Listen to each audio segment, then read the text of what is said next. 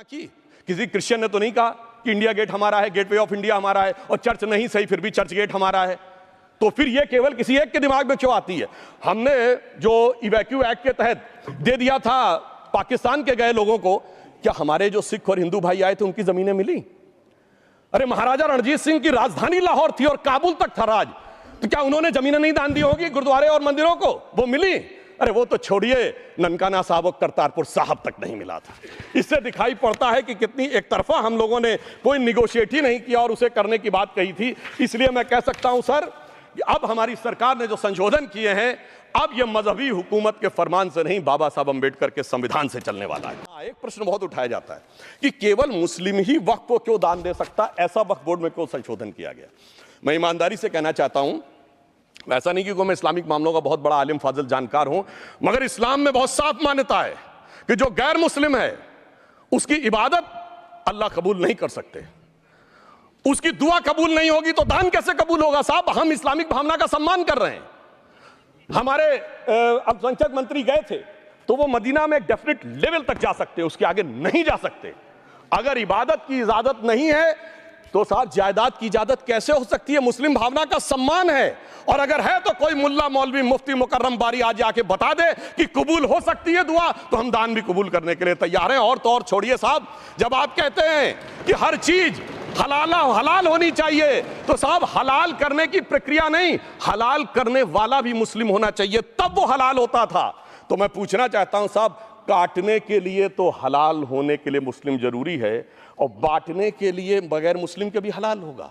ऐसा तो नहीं हो सकता। तो जो हमारी सरकार ने किया है वो मुस्लिम भावना के सम्मान के लिए किया है। और जहां तक मैं कहना चाहूंगा, हिंदू समाज के बारे में बात करते हैं, हमारे यहां कोई प्रॉब्लम नहीं है। हमारे यहां कोई ऐसा नहीं कि हज पे कोई गैर मुस्लिम नहीं जा सकता। हमारे देखिए कुंभ में 50 लाख विदेशी आए थे और किसी से नहीं कहा या कन्वर्ट हो जाओ। इसलिए मैं कहना चाहता हूं, हिंदुइज्म की धारणा और बाकी धारणा का जो तुलना करने का प्रयास करते हैं वो बहुत उचित नहीं है। मगर मैं इतना कहना चाहूंगा, सबसे पहले वक्त का उल्लेख आता है जब ससनिड एम्पायर को खलीफा उमर ने कैप्चर किया, तो आज का जो सदर्न इराक है उसके इलाके को उन्होंने वक्फ डिक्लेयर किया, और वो स्टेट के द्वारा कंट्रोल होता था। स्टेट के बारे में माननीय नड्डा जी ने अभी बताया कि बड़े बड़े देशों में किस ढंग से होता था। सर सैयद अहमद खान ने भी वक्फ को मूल इस्लाम का हिस्सा न मानते हुए इसके लिए मुजार शब्द कहा है, जो शरिया के अंतर्गत आता है, और इसी के लिए उन्होंने फतवा आलमगीरी को भी कोट किया था। और इसीलिए 1894 की जो प्रिवी काउंसिल का जजमेंट जो आया था वो वक्फ अल औलाद के खिलाफ आया था। मगर सभापति महोदय, 1906 में कलकत्ता कांग्रेस अधिवेशन में कांग्रेस ने प्रस्ताव पारित किया कि प्रिवी काउंसिल के जजमेंट में कुछ गलती है, इसे बदलना चाहिए, क्योंकि 1904 में जिन्ना कांग्रेस को ज्वाइन कर चुके थे। इस सभापति महोदय, इस वक्त ने कई अद्भुत नजारे दिखाए। इस्लाम में जो काफिर से ज्यादा मुशरिक और शिर्क को बुरा माना गया, नहीं जो भगवान को माने ही नहीं।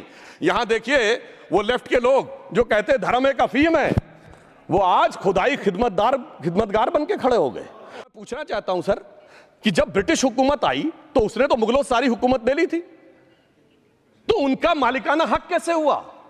सर 1707 के बाद तो इस्लामी हुकूमत दिल्ली से खत्म हो गई थी। एक आखिरी मुगल बादशाह शाह आलम के लिए तो बोला जाता था सल्तनते शाह आलम दे लाल किले ते पालम, यानी आज का आईजीआई एयरपोर्ट। तो साहब उसके बाद ये गुजरात के सूरत से लेकर लखनऊ तक उनका मालिकाना हक निकलने कहां से लगा?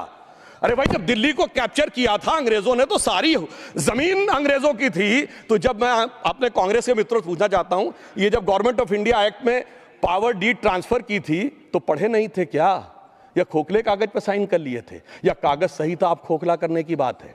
मैं पूछना चाहता हूं, जब 250 साल तक वो हुकूमत ही नहीं रही तो उस हुकूमत के फरमान की लेजिटिमेसी कैसे हो सकती है? ये मैं कानूनविदों के लिए भी एक फूड फॉर थॉट रखने की बात करता हूं। और दूसरी बात मैं कहना चाहता हूं, ये किन हुकूमतों की बात कर रहे हैं सभापति महोदय? अगर सूरत नगर निगम पे दावा है मुगल के जमाने का और तमिलनाडु के मंदिर पर अरकाट के नवाब का, सभापति महोदय ये वो हुकूमतें थी जो जजिया लगाती थी, ये वो हुकूमतें थी जो जिम्मी का कॉन्सेप्ट रखती थी, ये वो हुकूमतें थी जो गाजी की बात करती थी। क्या भारत के संविधान में उन हुकूमतों के फरमान को सही मान्यता देना सही है? बिल्कुल गलत है। मैं कहता हूं बाबा साहब अंबेडकर के संविधान में यदि आप ऐसी हुकूमतों के फरमान को रखने की कोशिश करते हैं तो this is fraud on constitution, और हमारी सरकार ने अगर बैकडेट से वो बंद किया है तो उस फ्रॉड को रोकने की पूरी व्यवस्था की है। और यहां पर मैं ये भी कहना चाहता हूं सभापति महोदय, जमींदारी उन्मूलन 1948 में हो गया, मगर ये बाद में जमींदार कैसे क्रिएट हो गए? हमने बचपन में विनोबा भावे, हम लोगों के जन्म से बहुत पहले की बात है, विनोबा भावे जी के भूदान आंदोलन की बात सुनी थी, जिसमें जमींदारों से पैसा लेके, जमीन लेके गरीबों को दी जाती थी। पर सभापति महोदय, कभी आपने सुना कि गरीबों की जमीन जमींदारों को मिल जाए? वो 2013 के बोर्ड ने वो व्यवस्था कर रखी थी। यानी वो भूदान आंदोलन था गांधी जी के शिष्य विनोबा जी का, तो आज के गांधियों के नेतृत्व में भू हड़प आंदोलन शुरू हो गया। अगर वो भूदान आंदोलन था तो ये भू हड़प आंदोलन था।